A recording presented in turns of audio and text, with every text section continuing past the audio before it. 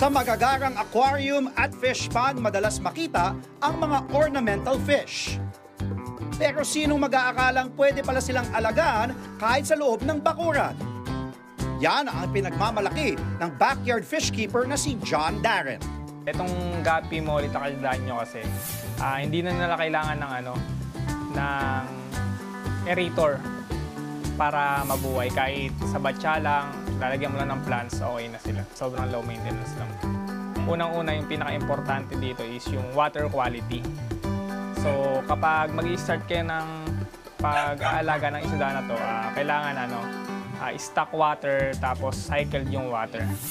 Ang guppy, danyo at molly ay ilan lang sa mga sikat na ornamental fish na madalas alagaan dahil sa pagiging low maintenance.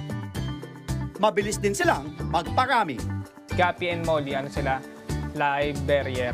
Kumbaga, pag nanganak sila, diretso isda na. Tapos sa glowing danyo naman is egg muna siya. Then, mapipisa siya siguro mga 3 days, mga ganun, bago siya mapisa. Sobrang bilis po nila paramihin kasi yung guppy fish, kumbaga tawag sa kanila is million fish. Kumbaga, kaya sobrang dami nila mag-anak. Sa loob ng iba't ibang malalaking container gaya ng batya, lumang icebox at refrigerator inilalagay at pinararami ni John Darren ang kanyang mga isda. Naglalaro ang presyo ng guppy sa 500 hanggang 1,500 kada trio. Ang danyo naman, 300 hanggang 500 pesos lang, may trio ka na. Ang molly, nasa 500 hanggang 1,500 din. Nabubuhay ang mga isdang ito sa pagkain ng pellet at baby brine shrimp. Pero hindi ito mabigat sa bulsa dahil 100 hanggang 200 pesos lang kada buwan, okay na para sa pagkain nila.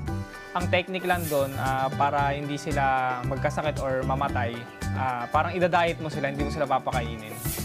Sa mga bago pa lang sa pagkahilig sa mga ganitong isda, may payo si John Darren. Pet quality muna. Kasi pag nag-alaga sila nung parang breeder na or maganda na yung quality, masasayang lang. Then, kailangan siguro mag-research muna. Sa mga nais mag-inquire at bumili, bukas ang The Johan Fish Backyard para magbahagi ng kaalaman at gumabay sa pag-aalaga ng mga isda. Mga kapatid, Dimples Romana po, kumpletuhin ang inyong umaga ng mga kwentong puno ng inspirasyon. Salubungin po ang bawat araw ng may ngiti at pag-asa. Kaya't mag-subscribe na po at mag-follow na sa aming social media pages ng News 5.